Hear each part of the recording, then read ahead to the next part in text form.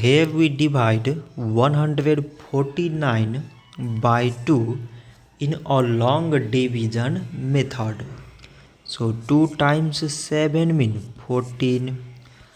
On subtracting we get 0.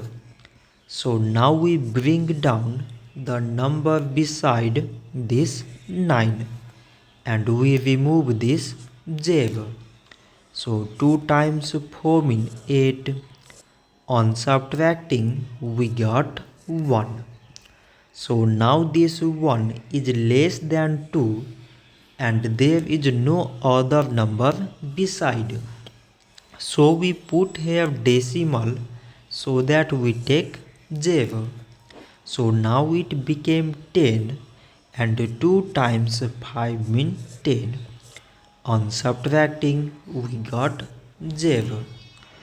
So 149 divided by 2 we got 74 decimal 5. So this much for today and thanks for watching.